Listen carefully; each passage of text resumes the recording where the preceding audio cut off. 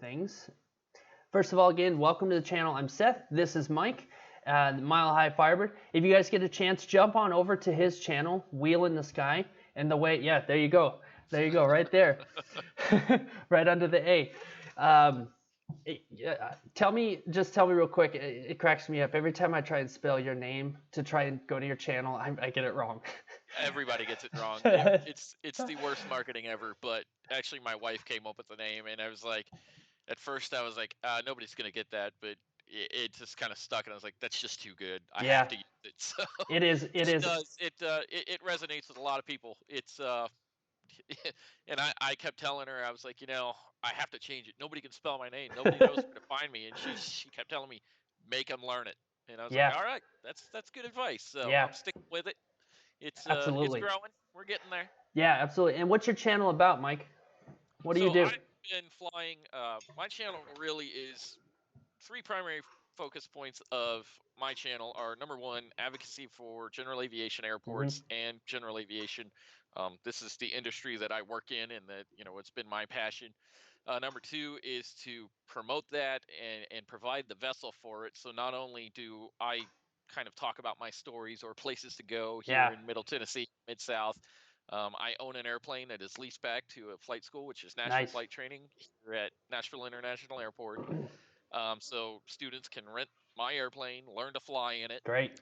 And the other piece of that is I inherently don't want to sit on YouTube and watch my own flying videos all day. So I try to provide as many tips and tricks on how I record my videos, the equipment I use, some of the ways I get cool little shots, and just things to do so that people can go out and make their own flying videos. Absolutely. There's this belief that you have to have the Flight Chops or Steve One Knievel budget to go out and spend thousands and thousands of dollars to do this. And, for $100, you can get a halfway decent GoPro, a couple of BRLS suction cup mounts, and make some killer videos. I agree. Yeah, 100%. And, the way I like to think about it is that if you have some equipment, if you have a phone, you can do this. You can get on there and you can film videos, and you can show your life, and you can show what you do. You don't have to have a $6,000 setup or have an entire team, even though it's nice when you have technical difficulties to have a team.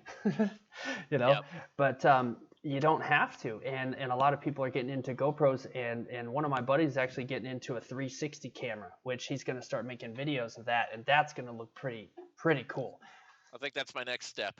Yeah, you know what? But that's where I want to go. Yeah, you'll beat me to that, and I actually can't wait to see what you come up with. Yeah, me too. Nice. Okay, that's good. Awesome. Okay, cool. Well, hey, Mike, I appreciate that. And, Wheel in the Sky, you guys head on over there. Leave them a like, leave them a subscribe. I would say one of my favorite videos on your channel is absolutely the video where you went to Kitty Hawk, because I can't tell you how many times I've had the situation where you kind of get into that really weird area of you have a strong wind, and then you get it below the tree line, and your whole world flips upside down, and now you have a tailwind. That was an experience for sure. Yeah. That a lot about actually what we're going to talk about tonight.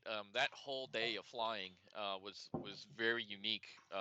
Not only just in that situation, but that trip I left on the previous Sunday, flew from Nashville to Norfolk, Virginia, spent a few days at a conference in Virginia Beach, and then was on my way home. And that was Wednesday morning at about 10 a.m. when I was leaving Kitty Hawk after being there for a couple hours and all the sightseeing. Yeah. I didn't get back to Nashville till 11 o'clock that night. Wow. That's a long day. And a lot of what we're talking about today here with ADSB really played a role in that. So yeah, we'll get more into that as we go. Absolutely. Yeah. And for you guys watching, I actually have a video we're going to get to in a minute that Mike made just for tonight. And I can't wait to get to it. So let's get that thing going. All right. So, hey, crank that like button. You guys share with another pilot, somebody who might benefit from this. If they're interested in aviation videos, share Mike's channel, share my channel. We're here trying to help you guys with, Mike mentioned it with, we want to show different ways to, he's working as private pilot. I'm working my commercial pilot, and we're showing you guys this because we want to help. and we're not just looking for, we're not in Hollywood with these expensive cameras and all that stuff. That might sound a little ridiculous, but we're here for a purpose. We want to add value to other pilots' lives. So, if you guys are enjoying this content, consider becoming a subscriber, and hey, stick around for a little while. We'd love to have you. Okay, so topics of the day. What are we going to talk about? Well, we're going to talk about ADSB. First, we're going to talk about what is ADSB and what it stands for. Second, we're going to talk about why do we want to use ADSB. Third, we're going to review some top of the ADSB products so that you guys can get in the game, and you can get in the game early. And then if we have some questions and stuff in the live chat, we're going to do Q&A. So if you guys are here in the live chat, drop a question in the live chat, and either me or Mike will answer it. If you're on the rebroadcast, just leave a comment below, and we'll get your question. And if we don't have the answer, we'll find the answer. So that's what we're going to do for today. That's what we're going to talk about. So got a couple of quick little channel announcements. I want to invite you guys to join my VIP email list. And basically, all you do is you go to this website right here, and it's actually kind of funny, ePearl. I don't know exactly where it came up, but it's a website where you go in there, you put your name in there and your email. You don't have to do anything else, no other information. And I will send you a free copy of my 10 tailwheel tips guide, because I want you guys to have that information in your hands. You don't always have the chance to you don't always have the chance to watch a video. And if you want to learn how to be a better tailwheel pilot, these are some of the tips that I put together that will help tailwheel people who want to learn how to be tailwheel pilots. Just give them kind of this routine and this setup. I'm not a CFI, but this is the things that I've done and that I've learned and the tips that I've picked up from other people, and I want to share it with you guys. So if you go there, you be part of my email list. Whenever new promotions come out, whenever new things come out, like maybe merchandise, or say we're going to do a live stream collab with another couple of YouTubers, I'm going to send it to you through that email. Not going to spam you or anything like that. I'm going to send you things that are relevant. So if you guys are interested, click on that and go in there and put your information, and I'll send you a copy of the 10 tailwheel tips. All right, next quick announcement. I want to name the Mile High Firebird fan base. And I've been thinking about this a lot, and I don't quite have this is gonna be good. Yeah, I don't quite have a good idea yet, so I really want to get your guys' ideas. We're going to have some fun with this, okay? So these 4 ideas that I have here on screen are just what I came up with, and I couldn't think of anything better. So I want to call you guys Firebird Nation, or I want to call you guys Firebird Formation, or the Mile High Masses, or the Mile High Club. I mean, come on. It cracks me up. I thought about this a lot. If I were to name my fan base, it would be like the Ferris Wheels or something. The Ferris Wheels. Yeah. But, it's something that every YouTuber does, because they have their fans, they have their dedicated fans, and they want them to, have a name, and it's a special thing. And I just really, I want to do that. So these 4 ideas, they're just whatever. If you guys like one, let me know. Drop me a comment.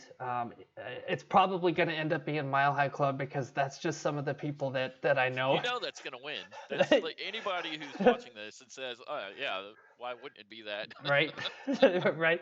That's just going to be hard to promote. You know what I'm saying? Yeah, anybody who searches that is going to get a lot of weird hits on Google. Right. Yeah, absolutely. Yeah, exactly. So, but I just thought, let's have some fun with it. Let's throw it out there. Let's see what we get. So we'll go with that. But yeah, submit your ideas, and we'll see what happens. Oh, that one's. We'll get to that in a minute. Okay, I want to show you guys Mike's video real quick, and you guys, I hope you enjoy it. So here we go. What's up, Mile High Firebird fans? I'm Mike from wheelinthesky.com. You can check out my channel on YouTube here, Wheel in the Sky. I do a lot of flying videos with this little bad boy right here. Seth asked me to talk about ADSB and kind of my experience in it. And I wanted to invite everybody to go check out a video on my channel called My Longest Cross Country, where I flew from here in Nashville all the way to Virginia Beach and back. ADSB played a pivotal role in my ability to actually complete that trip. As a VFR pilot, non-instrument rated, it was a huge component of being able to dodge some weather on the way home. So what does that mean that ADSB actually helped me on my trip? This is a picture of a storm front that was taken in Nashville the morning of August 8th when I was taking off from Kitty Hawk, North Carolina, en route back to Tennessee. I knew I was going to encounter this storm front. It was just a matter of where and trying to plan for that. So my objective was to make it to Asheville, North Carolina. About 40 miles away from Asheville, I started picking up weather from my ADSB receiver on board the airplane. It gave me a much clearer picture of what I was dealing with compared to what I last saw 2 hours ago. My initial idea was to try to make it around this little cell that had come up between Rutherford County Airport and Asheville, but if I had done that, I would have likely gotten caught with both of my airports being lost to weather. So instead, I decided to divert to Rutherford County and wait out the storm line to pass over there. Having that information on board was vital to doing this safely. So one last point about ADSB is there's a lot of solutions and you really need to find what works best for you. Remember that the ADSB requirement is to have ADSB out equipped on aircraft by 2020.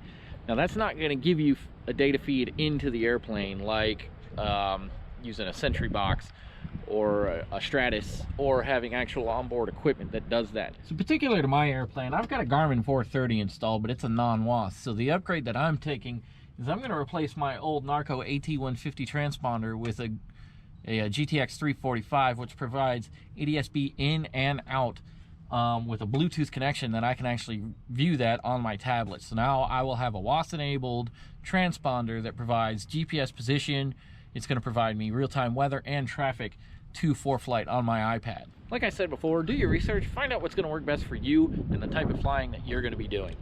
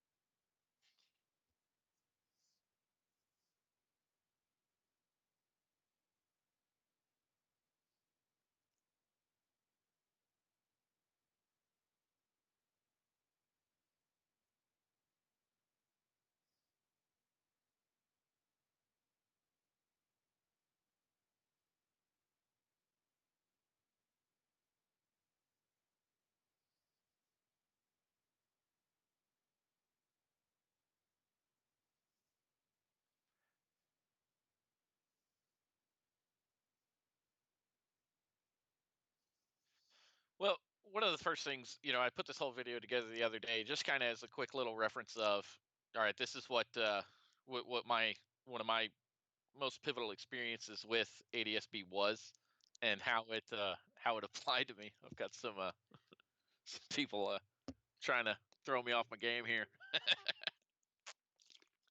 but what was really funny about when I put that all together, I was like, I didn't talk about traffic at all in that video, and that's really the primary point of ADSB. But one of the kind of unique things about it is with the WAS source that you get from a lot of the products we're going to talk about here is having onboard weather. And I almost find that more valuable to a certain extent when you consider, I went through flight training and earned my private pilot's license 20 years ago. And there was no iPads then. The only real source for weather you had was the weather computer at the FBO. There was no SkyVector, and you definitely didn't have anything on board with you. So I find that the weather component of what ADSB capabilities provide to be far more significant than the traffic component. Now, that being said, the first time I ever actually used ADSB in flight, I was one of the flight school planes I was running before I bought my own. They had a WAS Garmin 430 on board and a ADSB uplink directly to the 430. So I was getting weather and traffic targets on that, and I was on my way home from Atlanta. And right as I was getting ready to start my descent, there was an airplane that suddenly popped up underneath me. He was about 200 feet below me. And had I started my descent and not seen him there, I never would have known he was there and would have been extremely close to him. So that that that's another story I could tell. I mean, in my experience with ADSB, it's kind of been unique, but as you mentioned, also another component of that is from the aircraft owner standpoint. What does this mean for my airplane?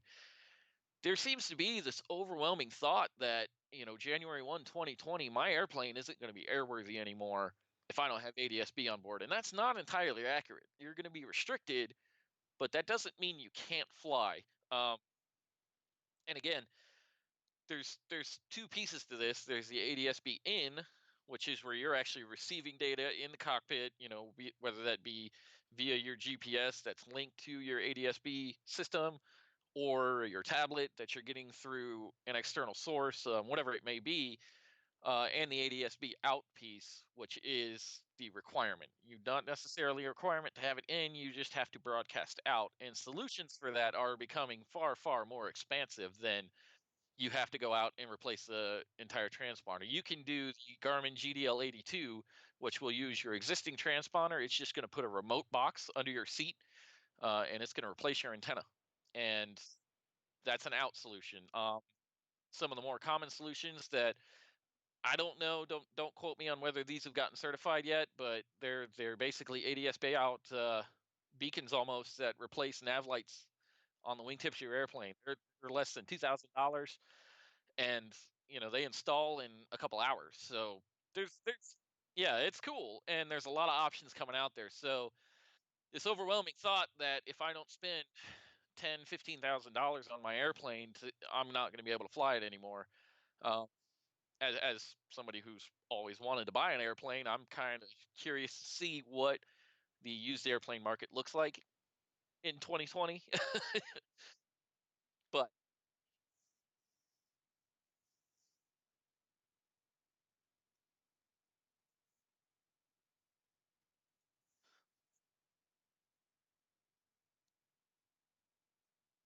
yes, finally.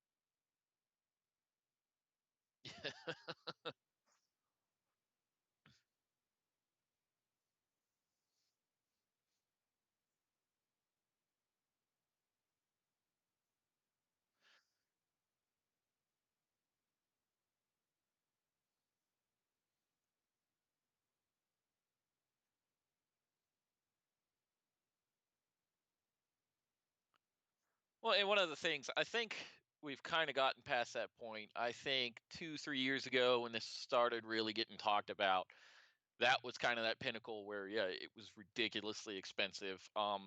As people have started to innovate, be a little bit more creative to what those solutions are, they've realized that the overwhelming majority of the general aviation community, they're more interested in affordability. This is one less thing that you're already so regulated in the certified aircraft market that there's so many things you have to do already. Here's another expense that's now getting thrown on me, and I can sympathize with that. Just to give some insight from my personal experience of what I'm going through currently, the ADSB rebate is back up, but that's only good through May, as I learned, because I originally had my install scheduled for January. I've moved it out to June, and I'm probably going to move it out closer to the end of next year now. But the ADSB rebate will expire in May. So if you don't have your installation complete by May, that's going to go away. Now by May that may change. There, who knows? But that's the status today. Um, the other piece of that is when I started scheduling this to try and get this all set up. I was working on this back about April, May, and January was as early as I could get scheduled to get my airplane in. And what they're seeing right now is that there's a lot today, a lot of people trying to get in and get this done. But kind of middle of next year, they're seeing this kind of gap, and they don't know what's going to happen there, because that's where, as we get closer to January 1, 2020, the avionics company I'm working with, at least, and a couple I've talked to, they're kind of anticipating you're going to see prices kind of start to spike as we get to that point. Now, after that, they'll probably drop off. Um, but the other issue with that is they're really concerned about the last quarter of 2019 being completely saturated with installs, to the point that they're going to have to turn people away. And January 1, they're not going to be able to meet that deadline. So it's going to be interesting to see how this progresses, and how many of more self-install solutions come available. Just as I said in the video, I'm putting a Garmin GTX 345 on my airplane. That's a full ADSB in and out with a WAS GPS antenna. So I'll have that full WAS source, and it's a little bit of the higher end of options. It's not the most practical, but for my airplane and the way that it's used and the way that I use it, it makes the most sense. But like I said, there's a lot of options out there, that are more realistic.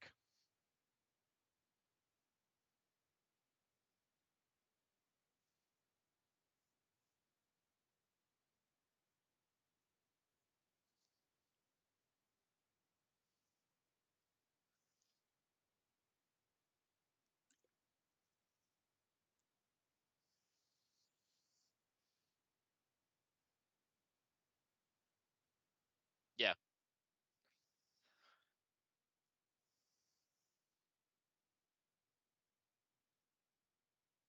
yeah,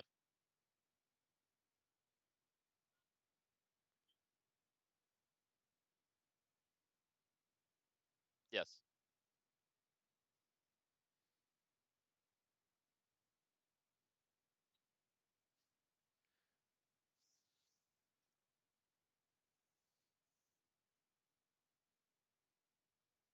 yeah,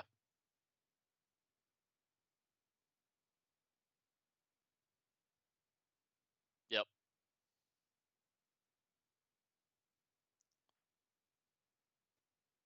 Let's let's jump into that first slide.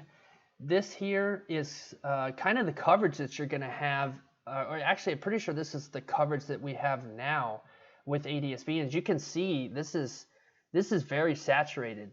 ADSB is already here, and it's not like it was with VORs, where you're jumping from VOR to VOR, or even worse, NDB to NDB, and it's like, maybe I'll get a signal. Maybe I'll be able to listen to, the radio station on that NDB or whatever. Look how saturated this is. There's only a few spots where the coverage is, a little bare. yeah. And big, key point with that is you're getting such a more realistic picture of what's happening around you at any given time, and, Right. and I mean, there's a lot of value to that for sure. Yeah, absolutely. 100%. Okay, so what is ADSB? Well, it stands for Automatic Dependent Surveillance Broadcast. And basically, ADSB is made up of three basic components. You have weather, you have traffic, and you have AHRS, which stands for Attitude Heading Reference System. And I'm going to show you, I'm not going to talk about AHRS yet, because I have another video from one of my coworkers, from one of my friends, that I'm going to show you, and he shows you exactly what AHRS is, which I'm going to show you in a minute. But talking about weather and traffic. Weather and traffic is so important to us as pilots. And if you go, you could be, I hope the days of the single pilot who flew into IFR and was never heard of again, I hope those days will be over with this system. And it gives me goosebumps, and it gives me chills thinking about it, because I've read so many stories of people going into IFR, single pilot, and never coming home. And it's devastating. And this system puts the weather in your hands. And as a VFR pilot, I'm instrument rated, but honestly, if I don't have to use my instrument, that's a good day. Because if I can stay VFR, I know that I don't have to get into that situation. And an IFR rating is just basically like that red box on the wall you pull in case of fire. And if I go into IMC conditions and I just turn around and do a 180 and go out. But hopefully those days are over to where you're not getting yourself into a situation where you fly into a thunderstorm with, you know, a downdraft of 6,000 feet per minute from a microburst, and you can't outclimb that. It's over, and you don't get yourself into those situations anymore because you're way ahead of it. And ADSB on the weather side is providing that for pilots. It's putting that in our hands. I mean, what do you think, Mike? Would you agree with that? Oh, absolutely. I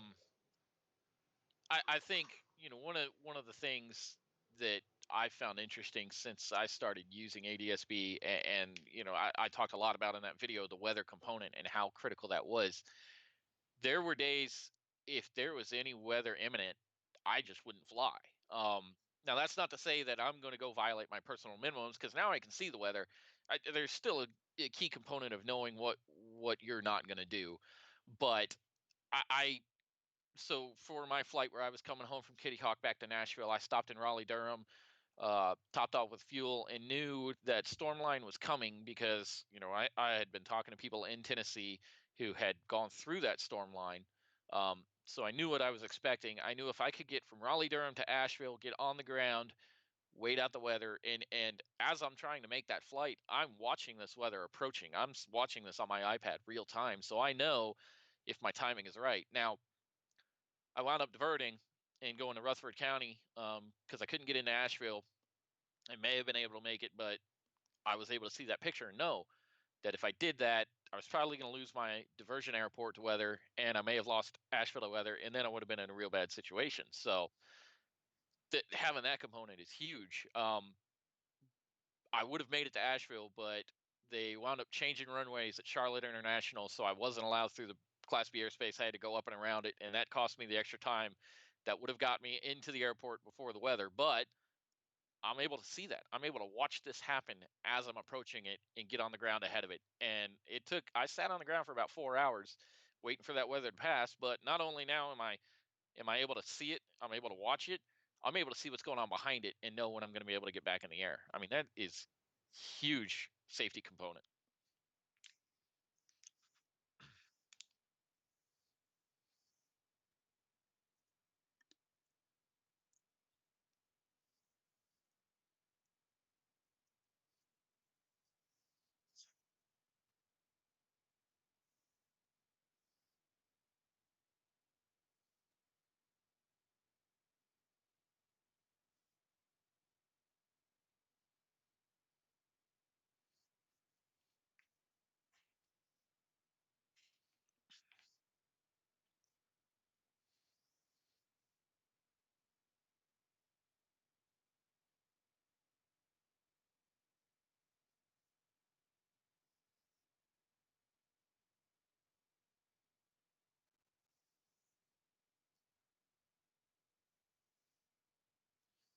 Well, just because the aviation world is extremely critical, they'll say that I think it's worth pointing out that pre-flight planning is absolutely imperative. You have to really do that prior to.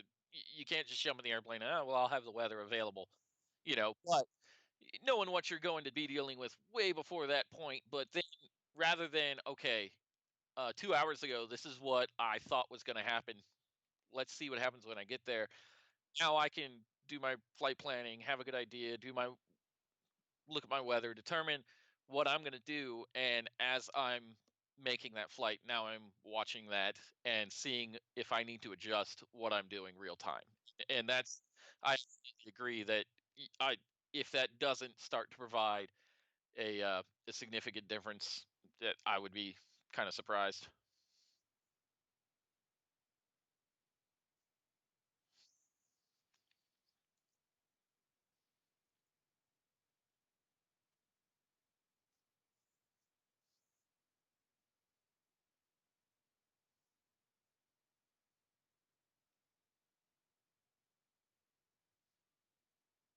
Yeah, sounds like you're I think you've not been coming hearing through. me. Okay, now you've been hearing me on Skype the whole time.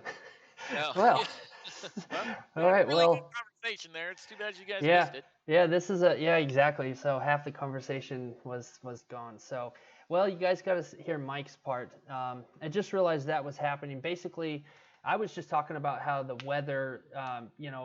You just don't want to jump from FBO to FBO and check your weather. As you go. And those were the old days of that. And hopefully now, like you were saying, Mike, that you do good pre-flight planning, and then it puts the weather in your hands, and from there you can really have a full picture of what's going on. And traffic. I mean, I think that's a significant component of it too. Right. We hear of incursions and collisions. This happens. And I can't tell you how many times I've been flying into the sun or something where they'll call out traffic, 5 miles at 9 o'clock. I never see them. Yeah. And now I at least have some kind of Oh, reference to know where yeah. they're at. I think that's a huge safety advantage too. 100%. I can absolutely say that is something that's happened to me. They call traffic, you look and you're like, I can't see it. It's a helicopter. It's an R-44. Like, I can't see that. It's 3 miles away. But with ADSB, you can. And that's a really great thing. Yep. Okay.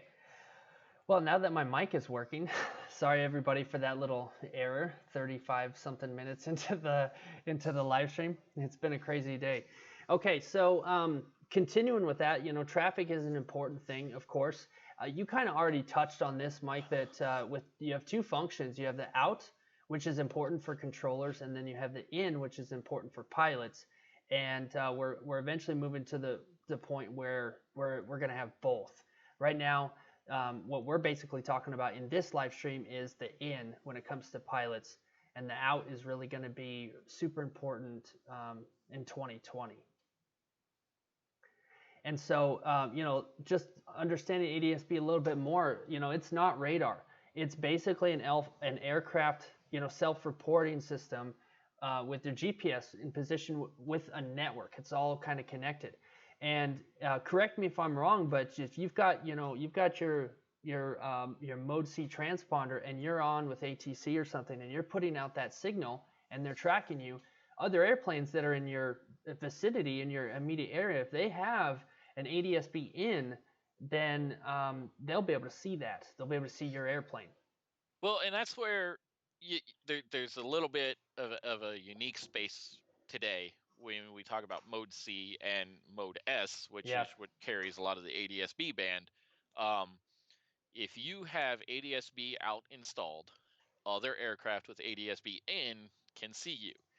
Now, if you're just traditional mode C, if you have not changed yet, they may see you, they may not. It depends. In the general VFR situation where they're not on flight following, most likely you're not going to see them. Yeah. If now there's ADSB ground stations in addition to what's on board the aircraft.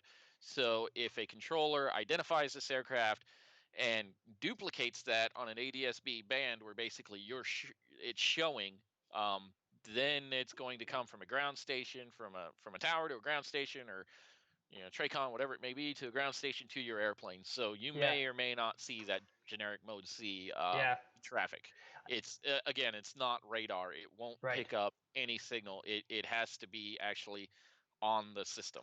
Right, exactly. And I couldn't agree more. I've actually experienced that a couple times where I see an airplane and I look at ADSB, but I'm not seeing their airplane in ADSB. I've had that happen a couple of times, and I didn't really know what it was happening until I got in and researched it a little bit more and kind of understood it a little bit better. And that may be equipment issues too. One of the things I've learned as I'm going through my ADSB upgrade on my airplane, I have a Garmin 430 non-WAS on board my airplane, and I love that as a IFR navigator, as a GPS. It's a great system, but one of the things I never really knew or really understood is exactly how old and obsolete that piece of equipment is. This basically is the equivalent of Windows 95 running a 386. That's basically what the 430 is. Yeah. So they told me, they're like, we may be able to get this to replicate some traffic, but it might be like 5 or 6 targets. It's not going to show you everything because the Garmin 430 just doesn't have the processing power to do that, and that may be an issue. The last time I flew, and I was using an ADSB receiver, it was one of the, you can go online and there's the kit, there's the instructions on all the little components you have to buy and a battery backpack, and one of my buddies built that, so I was like, yeah, I'll try it out. It's kind of cool. And it did a great job. I mean, that's where, I was picking up weather, but I was also, that was another system that was limited on what it could actually, uh, what it could process for traffic. So I was getting limited targets on board. So yeah, absolutely. There's those two scenarios that may or may not show traffic today. Yeah, absolutely. Yeah, I can definitely see that. I remember I started with the Garmin 430, and for me, it was analog cockpit. I had nothing that was glass, nothing. Yep. I had everything was, it was 6-pack all the way. But we had the Garmin 430, and now I didn't train that long ago. I just grabbed my my commercial pilot's license, not that long ago. But to me, that was like, whoa, this is nice. You can see this, and you can do this, and you can do GPS approaches and all that stuff. And then it's like, it's almost obsolete now, and it wasn't that long ago. And ADSB is just pushing it out the door super fast. Like same with NDBs, those things are just obsolete. And what? NDB, yeah, I know, right? I know. What does it even stand for? The airport I learned to fly at had an NDB in South Carolina, and that's probably the last time I've actually heard of one. Yeah. It's just such an obsolete technology now. Yeah. It's irrelevant. Yeah. And it was a fairly easy system. I remember doing practice approaches and stuff, and doing some navigating with it. And the best part about it was you could tune it to a radio station and listen to some oldies, which was kind of nice. So I don't know. Hopefully that there'll be like 2 left in the country, so that 30 years from now, when we want to go back to somebody's gonna have to do an NDB approach and save the day. Yeah, it's gonna be the only place. Right, and go back for nostalgia purposes, and just like, oh, I want to go do an old NDB approach or something. Yep. But like you said, a what? That's awesome. I know. So ATC. This is going to be a primary tool for. I was doing a little bit of research, and I didn't quite know this. I learned this is that, and at the end of this, I'm going to actually link the article. It's a basic article that you can kind of jump into and dive into if you want to know more about ADSB. One of the things I picked up from that article was that it's going to replace radar as ATC's primary tool for separating aircraft. That's huge. I mean, that's not only just a huge change for us as pilots, but ATC, their whole world, they're the other half of aviation. You got the mom and the pop, or the husband and the wife. That's the marriage that we have with ATC. I didn't realize how much it is going to be implicated across aviation altogether, which then affects, it goes higher than higher than the general aviation at that point. It goes into the airlines, because now the airlines are dealing with ATC, and ATC has this new system. So so far it seems like ADSB is doing really well, and I hope it doesn't have some kind of crazy crash where we put all our eggs in one basket with ADSB, and then something happens, and now, I mean, who knows? Hopefully that doesn't happen, but I thought that was pretty interesting. Well, and the system, ADSB is not really that new. This system's been in airlines for a long time now, and a lot of what we talk about is that these systems that ATC is using, it's just an archaic system. It's it's very analog. It's it's prone to issues, and that's really why there's this push to upgrade, because upgrading the aircraft means that we can upgrade the ATC side, and everything goes to a next gen platform that's all GPS based. It's more detailed positions. It's not based on radar signatures.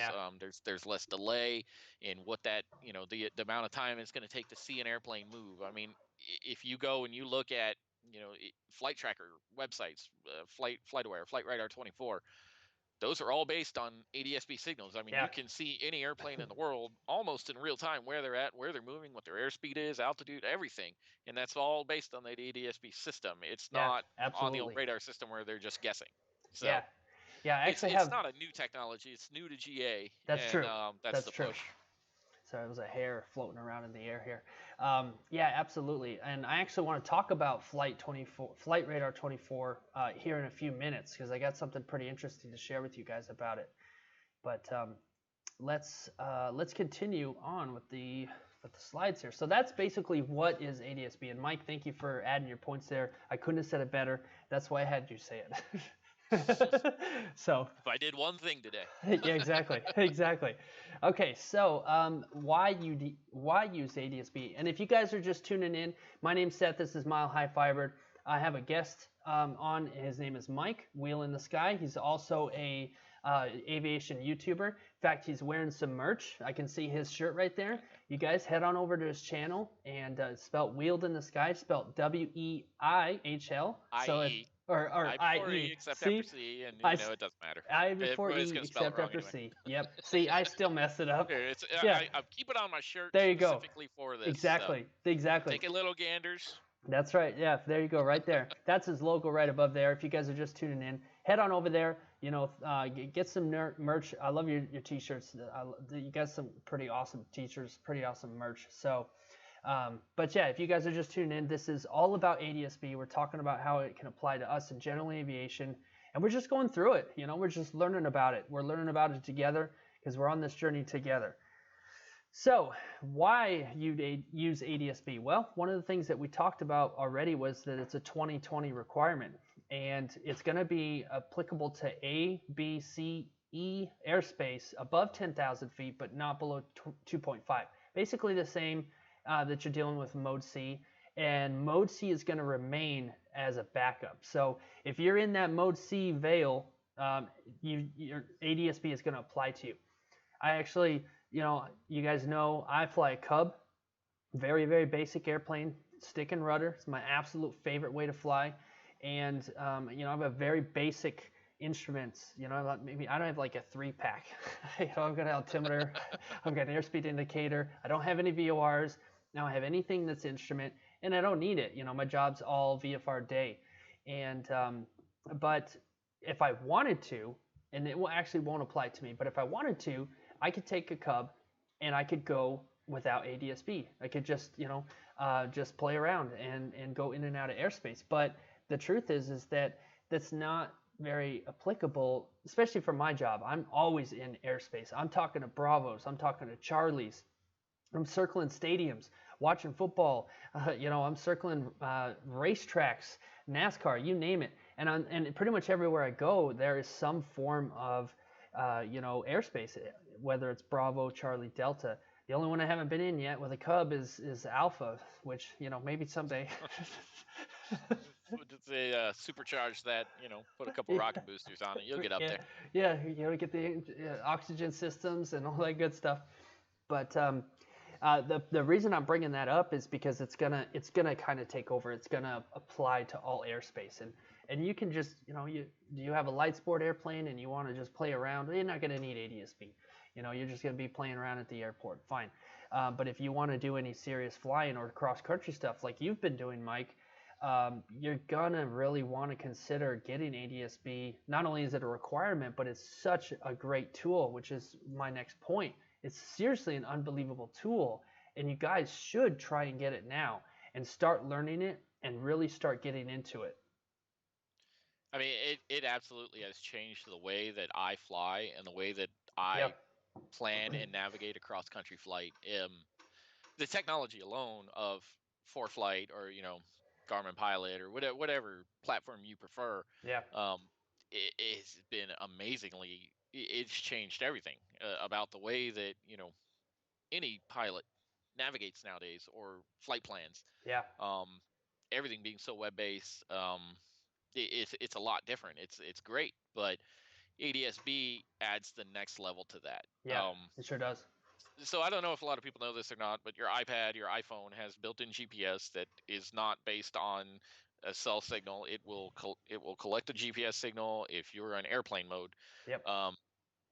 So you can see where you're at, sure, but if you tie that to an ADSB receiver, now you have a dedicated GPS signal that's going to give you a much more realistic version of where you are right here on your phone, on your iPad, whatever it may be, whatever version you're using, and add on to that. Now I can see traffic. Now I can see weather. Man, it's everything it's all the things that we dreamed of having 15 years ago when we were learning to fly. Right. It's like, man, wouldn't it be great if I just had all this right here and I Yeah. didn't have to pull out a different chart every time? I mean, it's Yeah. truly, it's changed everything. It really has. I can see how much it's grown in just the short amount of time. I mean, I go back to just when I was learning instrument, and you're in the Jeppesen books, and you're looking at these pictures from, King's schools, and you're looking at these pictures from, like 1974, and they're talking about weather and instruments, and you're just like, oh my gosh, it's so overwhelming, and it's like, how am I supposed to keep track of that? What if I get myself into IFR? All that stuff is slowly, just it's changing. Actually, it's changing fast. I shouldn't say slowly. Yeah. It's actually changing really fast. It has been interesting, the influence of technology into aviation. But back to our point of ADSB, how that's complemented it. Yeah. And the opportunities that both of those platforms, both mobile devices and GPS, how those have integrated to make flying safer, more efficient, more effective, and just, I mean, for me as a pilot, when I'm on, I mean, even if I'm going to, if I'm flying from Nashville to Lebanon, which is 15 miles, I love having that because I Yeah. can see every piece of traffic, or the guy that's out there not calling anybody on the radio. I know he's there. It's huge. Yeah, absolutely. And just to know, I like to think of it in a way that, when you're on the ground and you're driving a car and you have a couple lanes, you're basically in a two-dimensional. And as soon as you jump into an airplane or you go over a bridge on a car, now you're in the three-dimensional. And I feel like ADSB gives us a fourth dimension because you have this knowledge of something that's over there and you can't see it. And you don't know exactly where it is based on the five senses that we're given, that we're created with. You don't see it or you don't hear it or nothing. But we have a tool now to give us that information. And it's like it's kind of like having a fourth dimension, like a wormhole. Well, and it's that extra. I mean, you can never have too much information. I think there's something to be said about cockpit resource management and how your scan works. But for my average VFR pilot, I'm looking at my instruments, I'm doing my instrument scan, I'm looking outside for traffic. Yeah. Now I'm just referencing that, and okay, hey, is that traffic over there? Let me look down here. Nope, that's a bird or whatever. Or Yeah. hey, that guy, okay, is he flying towards me? Is he flying away? What altitude's he at? Because Right. it's hard to tell sometimes. Yeah, And absolutely. now I have that information right in front of me. So that, I Yeah. mean, that's huge. Oh, it is 100%, and that's that's why we're talking about it tonight, because we really want to showcase how good of a tool this is. Yeah. So the next point, most important technological change you'll have as a pilot in the next two decades. I mean, that's a hard statement, but at the same time, it could be very true. At the same time, though, we don't know what's coming. We didn't know 10 years ago ADSB was coming, and now we know that it is coming. But it really could be the big change in the next 2 decades. It's hard to say. Who knows what's next? Because we're getting everything we asked for. We're getting everything that we need. We need radar. We need traffic. And I mean, maybe it'll go into some kind of virtual reality type of deal. I don't even know. But it's maybe we even kind of got that already with AHARS. It's pretty interesting where we're at with this piece of technology. So, kind of talking about it with Mike, he said it's totally changed his flying, and it is for me too. My experience with ADSB has really made me a better pilot, and just kind of because of what we've been talking about already, your awareness, your situational awareness goes through the roof. And you will, I kind of said this already, but you'll be looking on there and you'll see a couple airplanes or you'll see a helicopter, and you will know where that helicopter is before ATC tells you. And it's like you have flight following, you have radar services from ATC. Those things together basically is what you have on your phone through ForeFlight, through ADSB. Those two services, which can be a good thing if you think about, okay, now I've got all this information in my hands. Thankfully, though, they're moving it to where ATC is going to have ADSB as well, because originally when I read that, I was like, oh no, that means ATC is going to have, you know, job cuts, and they're going to lose their jobs, you know, because they've got this specific task that they do. But they're probably just as ready for it to change over as we are, because they're like, oh man, I have to call out traffic every 5 minutes. Well, I think, you know, just next gen ATC systems is really going to only provide more enhancement for them, and you know, a lot of course, what we're talking about here is in the general aviation world, but look at the overall picture of the aviation industry and the forecasts that, you know, Boeing and Airbus forecast that they're going to build thousands and thousands of planes over the next 20 years, and that we're essentially going to double the number of aircraft flying worldwide over the Yeah, next 20 years. What's airspace going to look like? And RVSM situations would, you know, reduce vertical separation minimums, right, and what airspace is going to be used, how many airplanes are going to now occupy any section of airspace at any given time, right. um, vertically and laterally, what those separations are going to be. I think that's the ultimate goal, is to not only provide that information to the two airlines, two aircraft that are in flight, also to give ATC a much more realistic GPS based, not radar based version of Yeah, what's actually happening in an area that they're monitoring. yeah, I agree. And you know, sitting from an ATC perspective, I want to talk to somebody who is a controller, and I really want to get their points, and I want to get their, um, you know, their perspective on what it's going to be for them, and just kind of get the background of what they have to do, what the changes are going to be made, and how that's going to affect them, and hopefully how it's going to make their jobs easier and make it better overall for aviation. I agree. So maybe that'll happen at some point in the future. Okay, so I want to talk about something. I want to talk about a pro tip for you guys. We mentioned Flight Radar 24, and basically what this app is you can download it on your phone. It's 100% free, and in a sense, it is. I'm sure you've used the program Flight Aware, where you're tracking a family member who's flying in from Phoenix or something. It's basically that, but better, and you can go on your phone and you can see in real time airplanes that are flying above you or flying around you or whatever. And it's basically an ADSB app. Look, he's got it right there on screen. Perfect. It's such a good tool.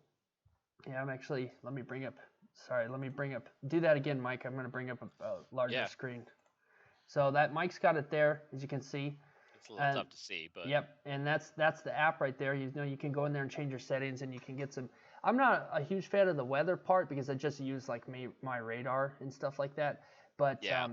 you know, it really, you know, you can see. It's hard to tell. Can you see any airplanes flying over or around you right at this moment? There's nothing directly over me.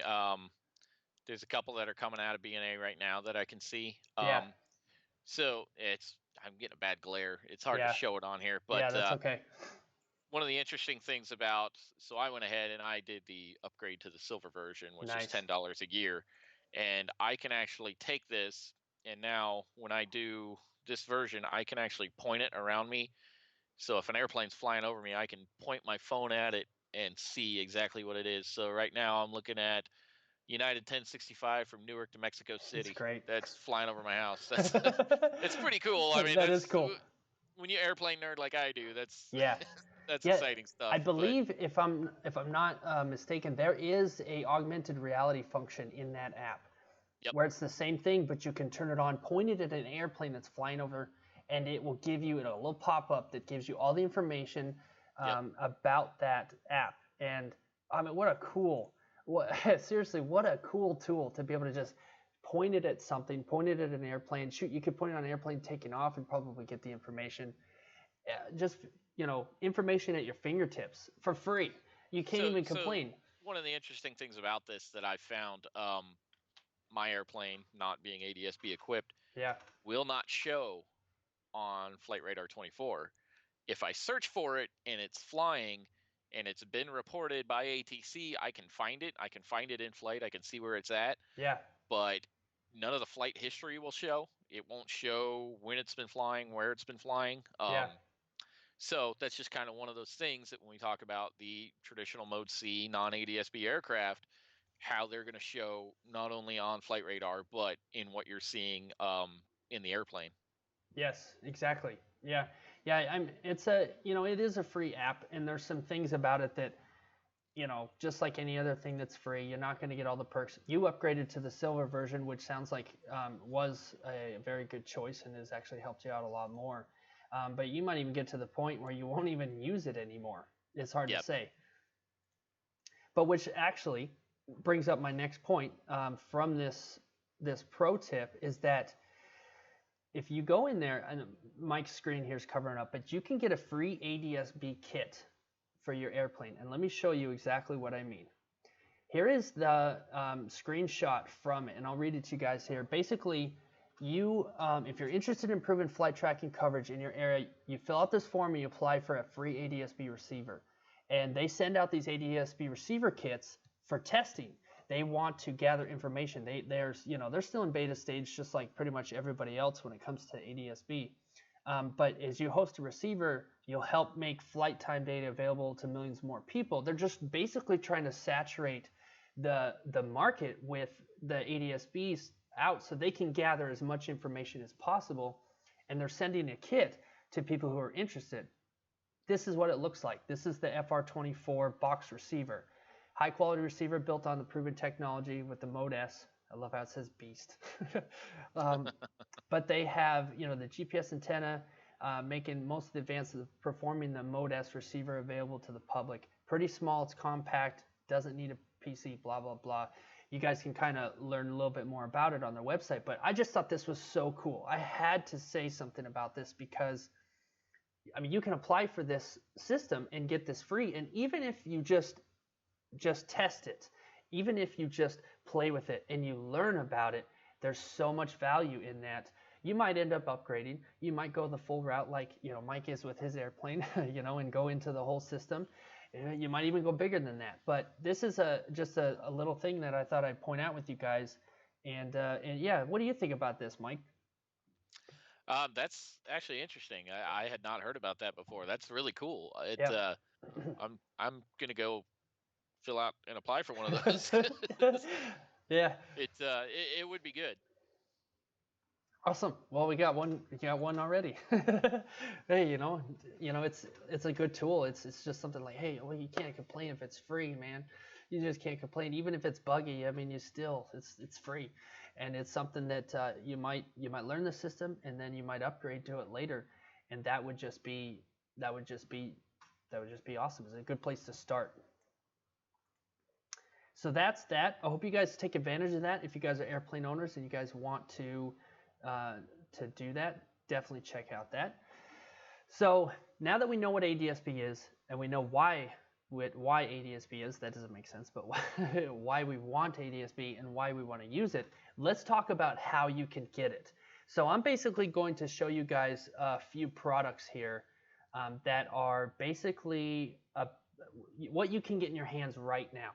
And these products, some of them are pricey, some of them are not. And let me preface, this is something that you have for ADSB in. This is for you to sit in the cockpit with your iPad or your iPhone using ForeFlight, and it will, it'll bring in the signal, and you can see weather, and you can see traffic, and you can see AHRS and all that stuff.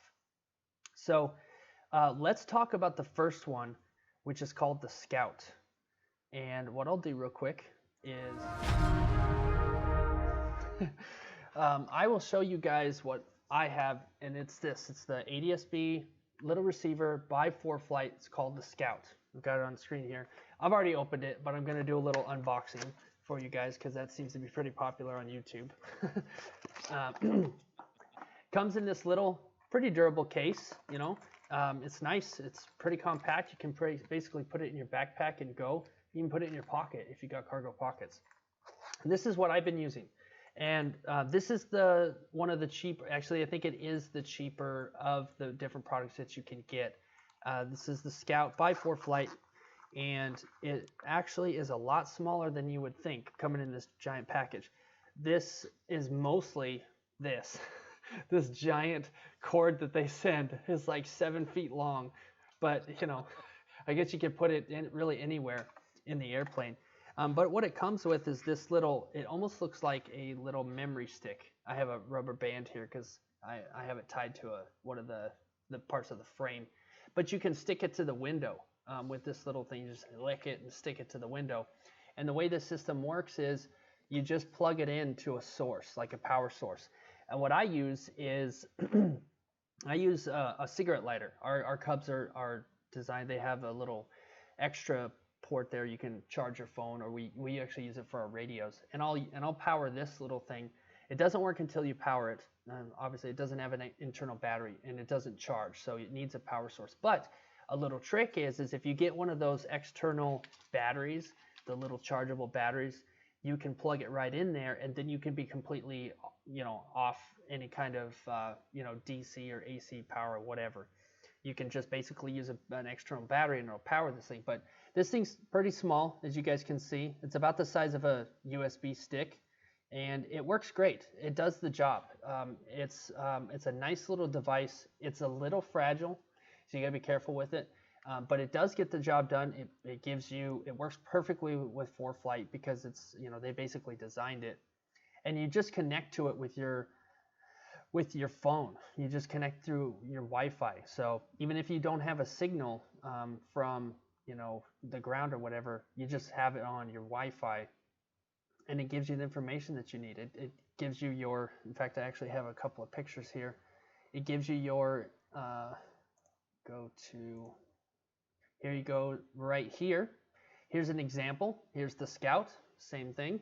Sorry, Mike, you're off screen. And basically, this is where it sticks to the window. You can stick it to the window on the top, and then you can also stick it to the window from the little cord. But my one little complaint is if you look at the radar, it's super blocky, and it almost looks like, Pac-Man from, 1987. But you can see here, it has good information. It does show radar, and it does show your airplanes. It's kind of going back and forth there, but you guys can kind of get an idea of what's going on with that there. So that's what I use. I like that. I like it a lot. The price, I'm actually going to bring you in here, Mike, so that way you're not in no man's land. I was having a good time hiding back here. That's awesome. And so, here's the Scout. The price on Amazon, I believe right now, is $199, and it is the cheapest device that you can get for ADSB if you want to start using it. You just basically, like I said, you just stick it to your windshield there in the cockpit.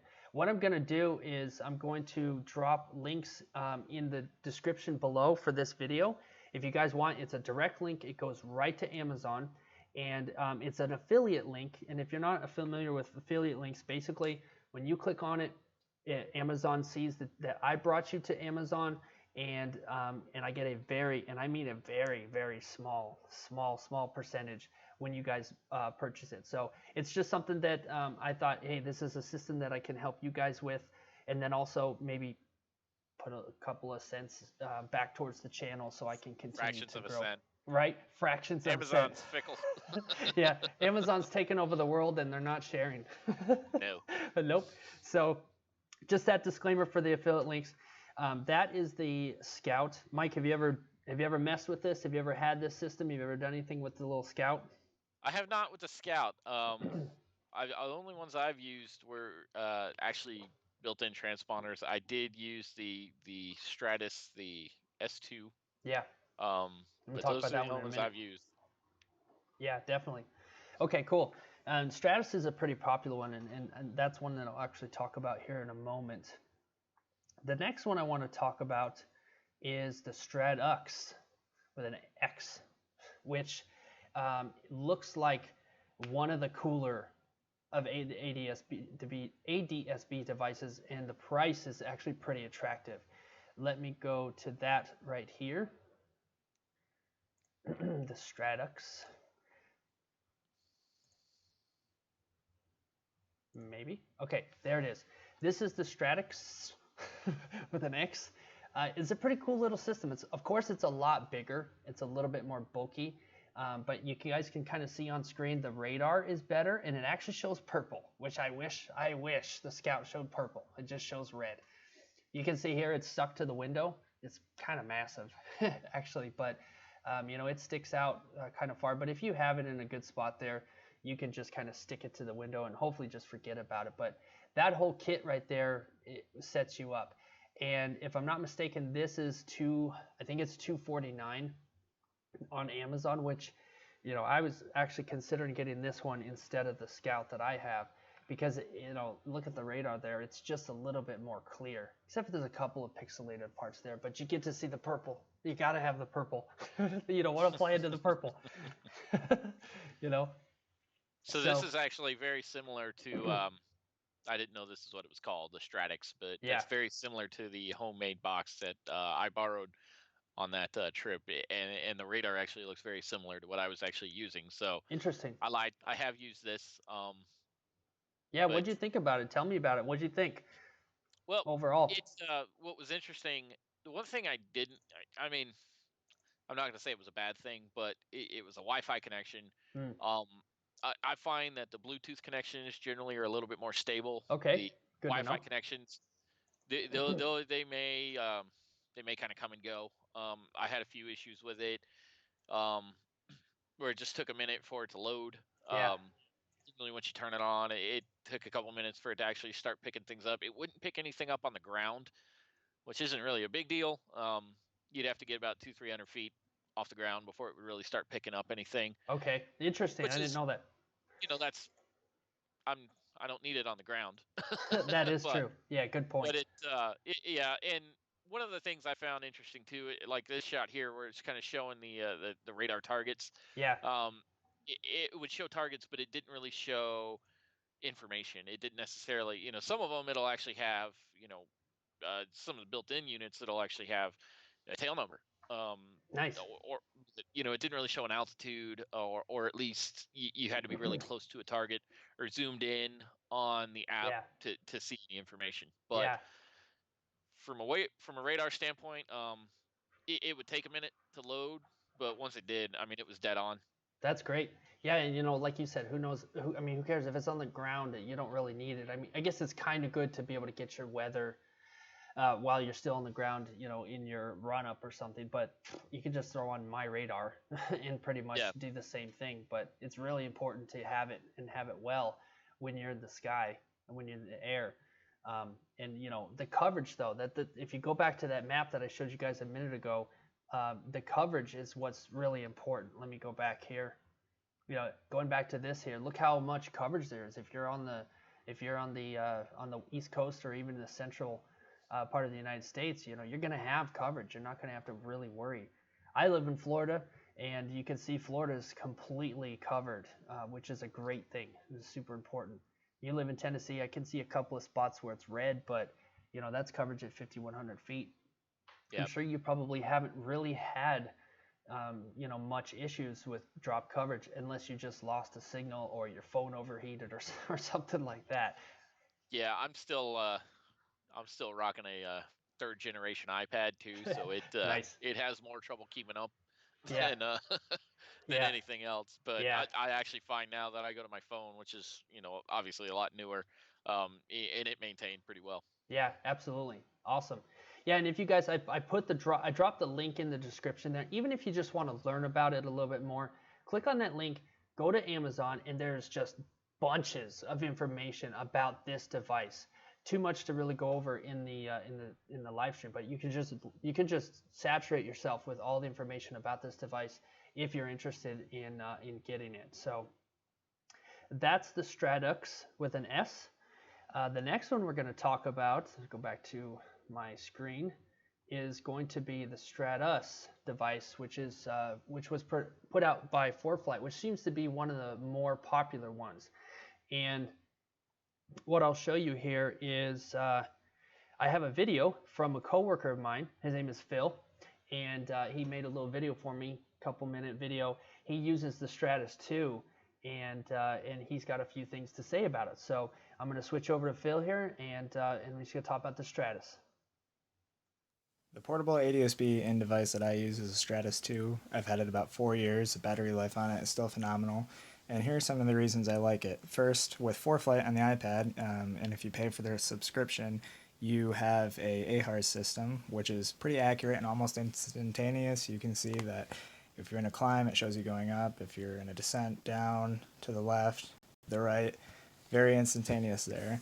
It also shows you traffic, and even though I'm inside right now, you can see the signal is pretty strong because I have all this traffic over here. So I'm the little blue dot since I'm not moving. If it was moving, it would be a little airplane symbol.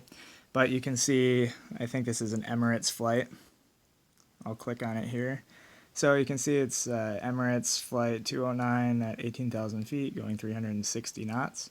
And then the coolest part is that with ForeFlight, you can scroll around and you can see all the different towers that are around where they are.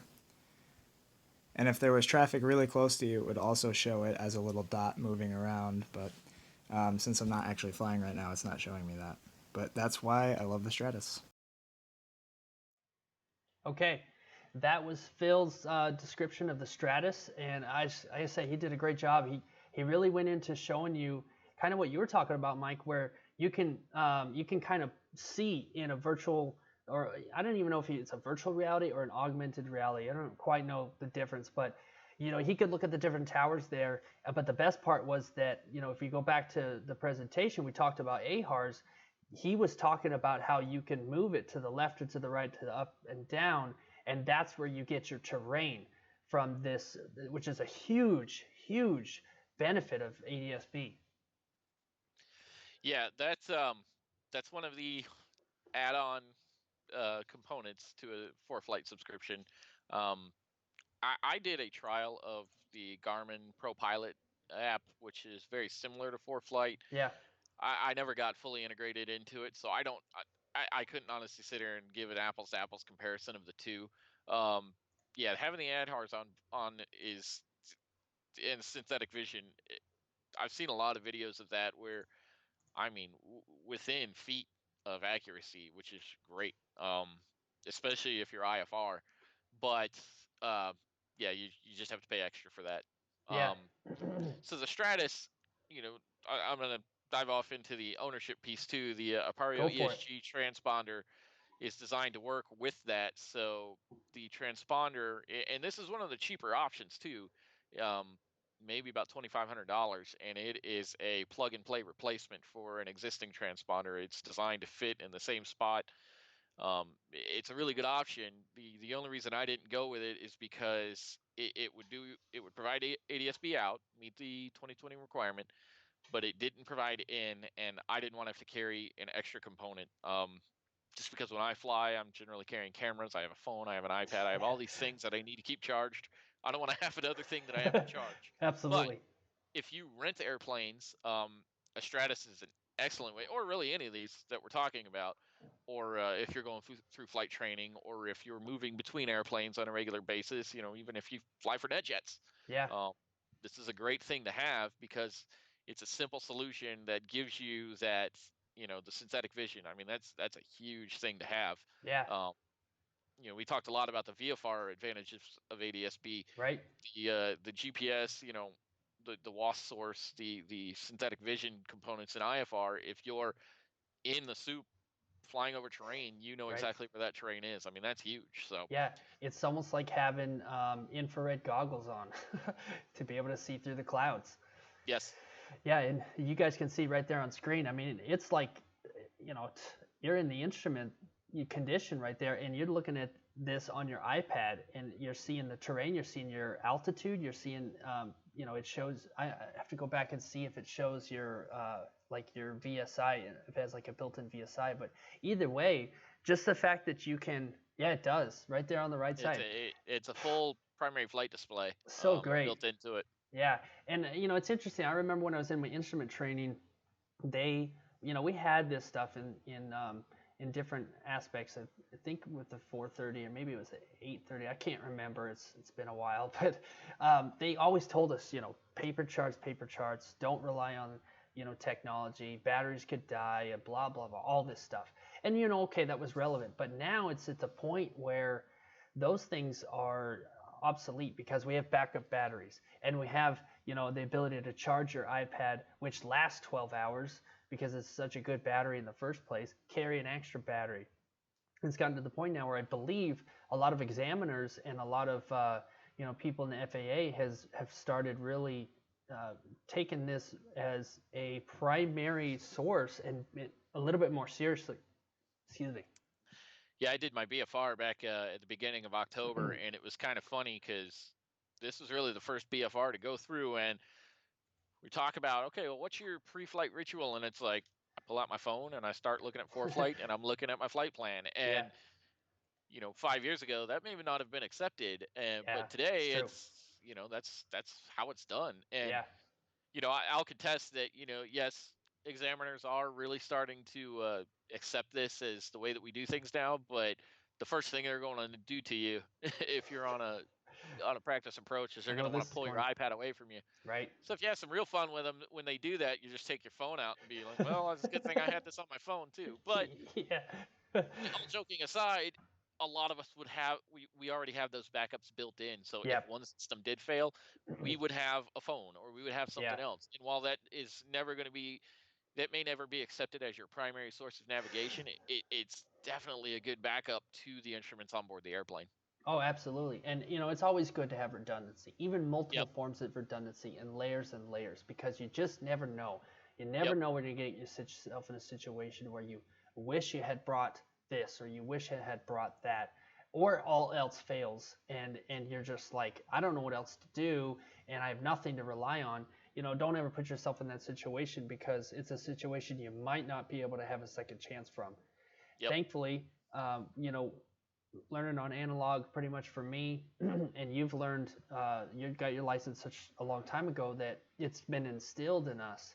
I fear for the next generation, though. I really hope that we continue to teach the old methods, so that way these tools are they are the cream of the crop, and but you still have to put in the work, and you still have to learn the old ways, and you still have to learn all those things, which makes you a better pilot, but it also gives you a broader sense of how to be self-sufficient with your single pilot resource management if you ever get yourself into a bad situation. That, for me, I think there's no substitute for pilotage and dead reckoning. Agreed. That just, I mean, knowing where you're at, knowing what's around you, having that constant awareness, I think is the key. And all these tools are great. I mean, everything we talked about, this is great. I mean, it makes it that much easier, but there's just nothing that's ever going to take the place of if I lost complete electrical in my airplane and I've got nothing. I don't even have a backup to my backup at this point. What do I do? Knowing what to do in that situation, I think, is key. But absolutely. I mean, I think that it is interesting because technology is only going to expand and it's only going to continue to adapt in aviation. And I think it's only going to be, a six pack. There's going to be a day where that's just not going to be a thing anymore. I know. That's going to happen. And I don't know how I feel about that. I mean, my airplane still has a six pack, but I know. I agree with you because I can see it being a very good thing, but at the same time, I love analog. I mean, I still fly analog every single day. To me, it's all stick and rudder, man. I know more about what's going on in my flight based on what I feel because I'm flying an airplane that requires so much response from me as the pilot that I don't take that away from me. Please don't take that away. It's it's such a skill set that has been instilled in me, and I don't want to see that go. But at the same time, I also, on the flip side of that coin, want to see pilots that are safer, see aviation and NTSB reports go way down, and have accidents go way down. All those things, so that way we can, we already have a pilot shortage. We really don't need more of that. And trust me, I work in aviation safety in my day job, and I have plenty of job security, just maintaining regulatory requirements. I don't need anything added to it. I am good. I feel your pain, man. I really do. I feel your pain. So, okay, so that is the Stratus device, and I believe that one, I have to check the price, but I think it's around 400 at the moment, and I could be wrong on that. I have to double check my numbers, but Yeah, I'd have to get caught up. I know there was 2 versions. There was the basic version, which was with the 1S, which is a little yeah, cheaper, and yeah, the it's on 2S screen. had Yeah, more features and more cost. yeah. I don't know enough about it to quote anything. Right, exactly. So, yeah, but you probably find one used. Somebody's going to upgrade at some point, and they're not going to want to use that anymore, and they're going to switch. So that's always an option. Okay, so the final one here is the Sentry, which I actually don't have any experience with yet, but I'm hoping to have some experience. This is a pretty magnificent looking ADSB, and to me it kind of looks like a thermometer or something you'd find on the wall, or a carbon monoxide detector or something. But if you look at this, it's a nice little device. It's compact. You get your ADSB. You've got the shows you your GPS signal, and I don't know what it is. Maybe it's just me, but the radar just seems to be really pixelated across these devices. Maybe it's not a big deal. You still get the full picture. But you know, who knows? Maybe in the future we'll really start to see some great advancement when it comes to radar, because that's important. I mean, green and purple are not the same thing. No. And if it's not showing you purple or it's not showing you red, and you know that's what it really is, that's not good. I mean, well, I will argue that this is a huge advancement compared to what we've It had is. historically, but Yeah. it can be it can be misleading at times. I'll share a quick story. Sure, go for it. I was flying home from Atlanta one time, and this was in the aircraft that was ADSB equipped, and was mirroring to the Garmin 430. And I'm watching the weather, and I was kind of in a situation where, almost like my flight home from North Carolina, where there was a storm, and a storm line coming, so I needed to get to an airport and stop and wait for that to pass over me. And when that was done, I would continue on. Well, I'm watching this storm, and it's showing a big block of red right in front of me, and I'm like, Dang. okay, well, here's my airport. I know I'm good. I'm gonna go there, and I'm getting to my airport where I'm gonna stop. And I get there, and there's a storm probably about 30 miles east of me. There's another storm about 30 miles west of me, but there is this bright and shiny corridor right between them. And I mean, I was completely VFR the whole time through there, and so there was really no reason for me to stop. But if I had referenced what was on the radar, it looked like, oh, you're gonna die, and Dang. I was perfectly fine. Now, what I found interesting was there was a kind of a shelf, almost like one of the anvil heads, kind of over top of me. Yeah. I was nowhere near any significant weather, but because of that, it gave the impression on the radar that there was still a cell there. So Yeah. and what was funny is when I actually flew under it, I lost all radar. It was like the GPS link got blocked enough by the clouds, and I lost the radar. So Whoa. for a minute, that was kind of interesting, but Yeah. you can get the false readings from it, but still, I mean, a million times better than guessing. So Oh, absolutely. Yeah, I couldn't disagree, and I can relate to your story.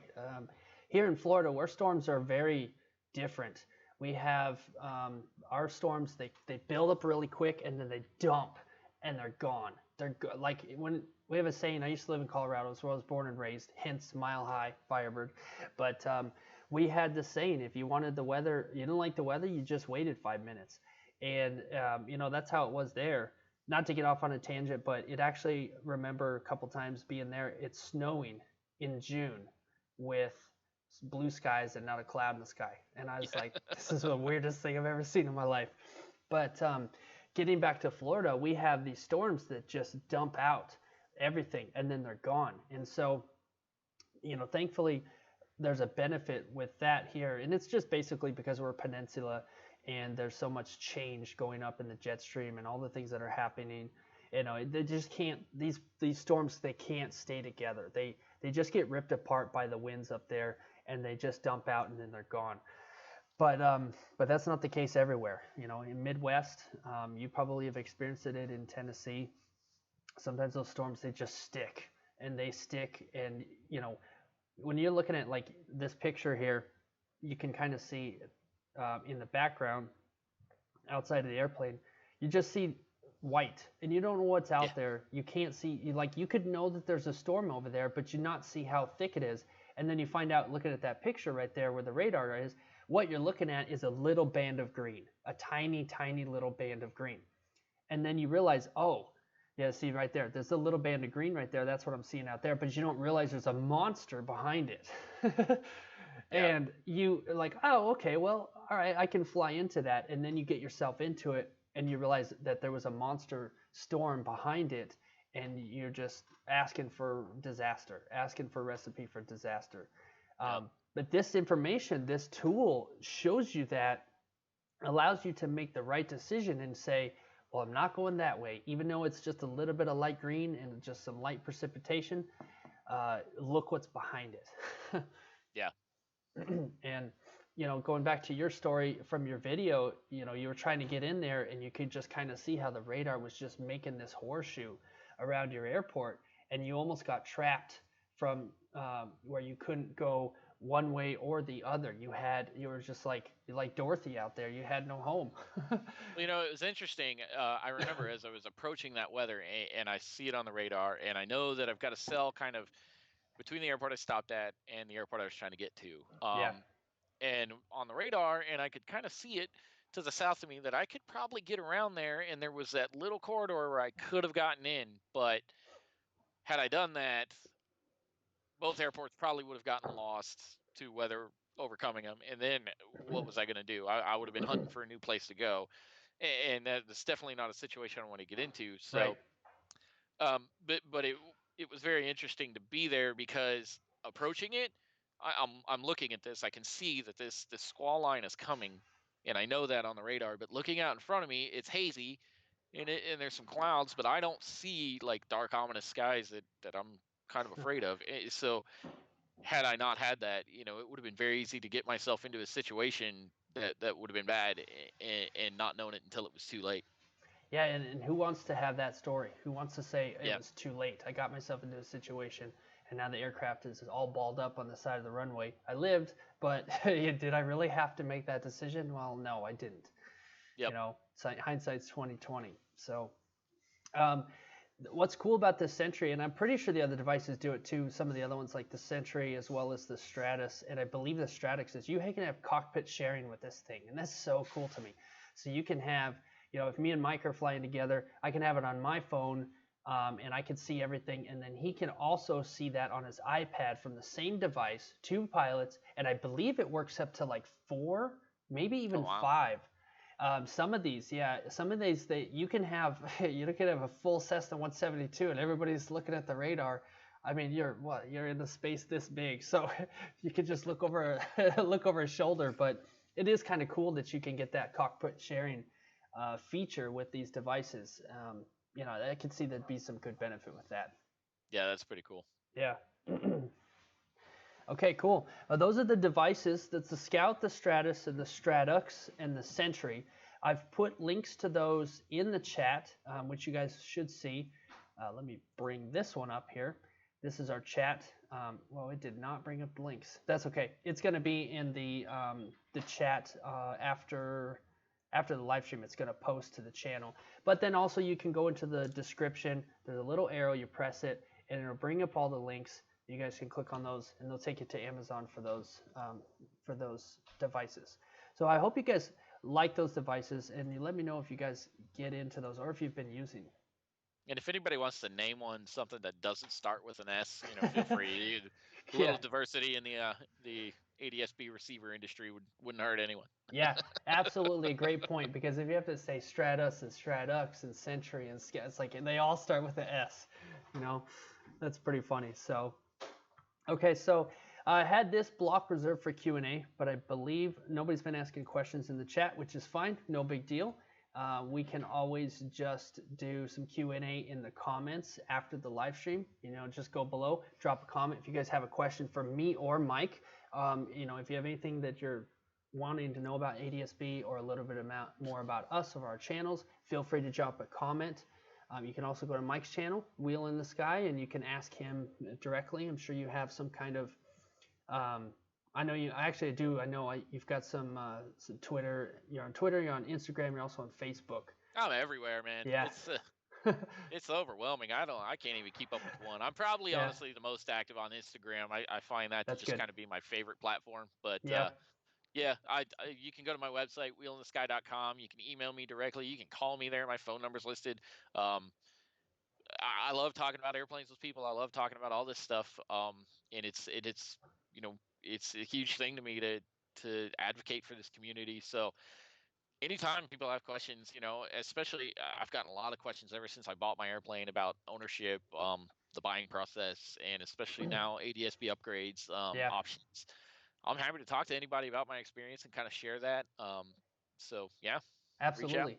I've actually asked you about airplane ownership questions because I wanted to pick your brain about it and learn some stuff. So, you know, I definitely appreciate you doing that for me, and I know some other people would definitely value your knowledge. You've been through the process. Like I can't talk about that yet. I'm hoping at one point I'm going to put up a video and collab with you and say, hey, let's talk about what it's like to buy an airplane. But I'm not there yet. But you are, and people can definitely come to you and ask you those questions. And you're open to your community, and that's a great thing. Yep. It's awesome. Okay, if you guys have enjoyed this live stream, I really want you guys to share it if you can. If there's anybody that you know that is getting into ADSB or has been interested in ADSB, just share it with them. And then if you guys don't mind, hit a like on the video. Really appreciate that. That makes YouTube happy. And you guys can subscribe. I'd appreciate that as well. So I got a question for you. Have you guys switched to ADSB yet? Are you using it in the cockpit? And of the devices that we went through, what is the most appealing to you? You guys leave me a comment and let me know, because trying to have a conversation with you guys. I really want to see what you guys think. What's been your experience? You've heard us so far, what we've talked about and what we've done and what we're using. But hey, join the conversation. Let's get in. Let's talk about this. Let's become better pilots. Let's see if we can get other people in on the conversation, people that we care about, because the truth is that you're in the sky, you're flying around, but there's still people on the ground that love you and care about you, and they want you to come home. And so you being the best, safest pilot that you possibly can is important. And this is a great tool for you to use. ADSB is such a great tool for you to use to be able to give you the opportunity to give yourself an edge, to be able to be ahead of the airplane, be ahead of the weather, see other airplanes, and just kind of have a full perspective of what's going on.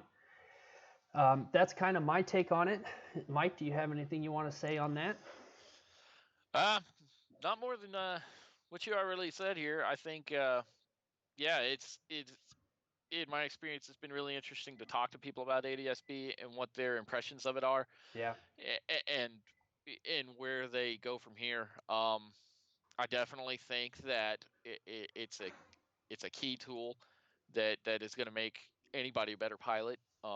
It's just that situational awareness, like you said. It's a huge piece of just being safe and having that extra information. You can never have too much information in communication, especially in the airplane. It's just critical. 100%. And I think that one of the things I said in that little video I put together is there's so many options out there. We talked a lot about the user receiver options here. But I've talked a lot about what aircraft options are. If you're renting from a flight school, most likely they're going to be installing ADSB at some point. Yeah. If you haven't purchased an airplane yet. So what does that mean for you? Is it something that's going to have a Bluetooth link? Is that something that you'll be able to use with a tablet, or do you need to bring your own device, like one of these S boxes? I'm just going to call them that from now on. That's actually, I like that. That's pretty good. But I think that for anybody who's either owns an airplane, flies regularly, really do some research on ADSB. Determine, number one, is it for you? Because I'm going to go ahead and say yes, it is. There's never going to be a time that you're not going to need that information. I mean, like you talked about the light sport, you're just going to hang around the airport and have some fun. That's one thing. But there's never really going to be a time that you wouldn't need this information. But do Yeah. your research, decide how you're going to use it. If you're like me and you do a lot of cross-country flying, it's a huge component of being able to do that safely. It helps with flight planning. It helps with it helps you en route. I think that that's something to consider. And if you're in that ownership, like I am, decide what solution's going to work best for you. If Right. you're never going to find yourself in a controlled airport or in a controlled airspace, and you just don't ever want to do that kind of flying, Yeah. well, maybe you don't do ADSB out. Yeah, But if that's there's a important. situation that you might, there's a lot of options. I talked about some of the cheaper options, the GDL82, the Navlight install, all the way up to doing the NGT 9000 with a full touchscreen display that Dang. shows traffic and weather on it, or Yeah. the 345 like I'm doing. I mean, there's so Yeah. many options. Do your research, find out what works best for you. Absolutely. I couldn't agree more. You definitely said it there. It's all going to be based on what you need. It's like when you buy an airplane, you don't just buy the first airplane you find. You base it on, you evaluate what do you need it for, what are you going to use it for, and you you scale that, and then you go after what you want. It's really no different with ADSB. If you're like one of my buddies, all he does is fly an ultralight, and he loves it. And it's like it's a one-person show, and he doesn't need it. He flies for 10 minutes, he lands, he goes home, and he just loves it. And Yep. And that's a good thing. We're eventually going to get ADSB in our planes, but we do need it. We are going to need it. It's pretty important, even though we're flying airplanes that are built in the 40s, and they're very basic, very bare bones airplanes. They only weigh 1,000 pounds. Like there's nothing in them. But they're a horse. They're meant to do a job, and this is going to help us do our job better.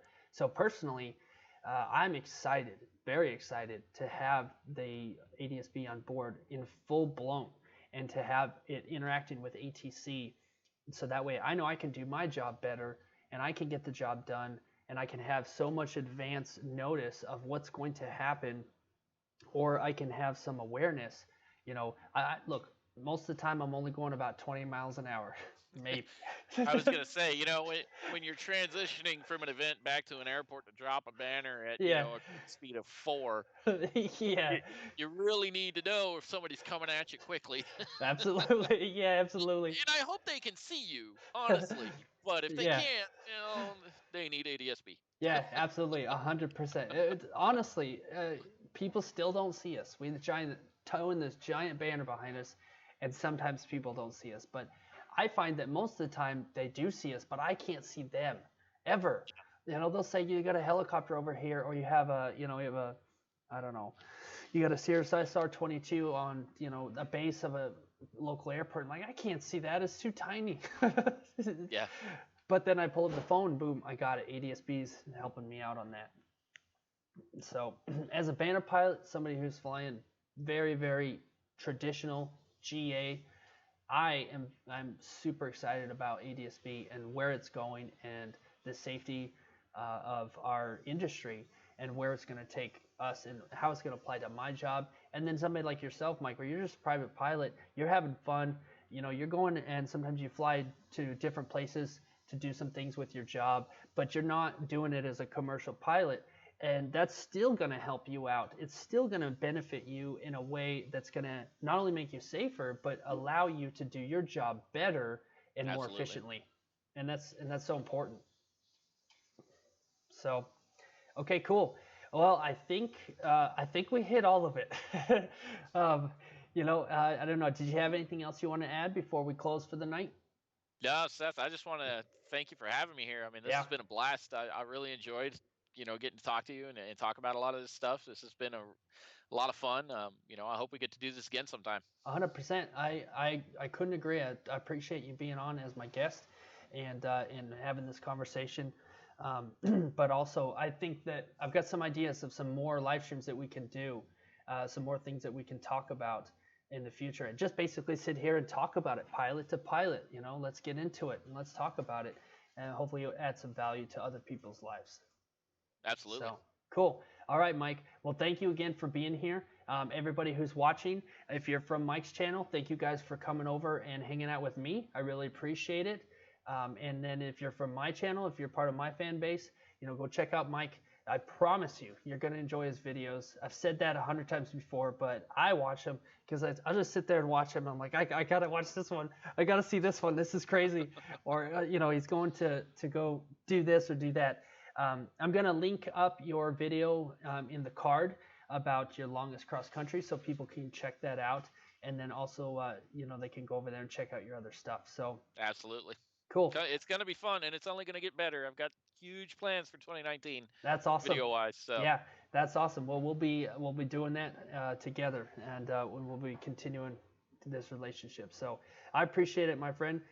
Thank you for being here, and to everybody who's watching, have a good night, and we'll talk to you again soon. Thanks again, and All right. thanks everybody for watching. Okay, see you guys.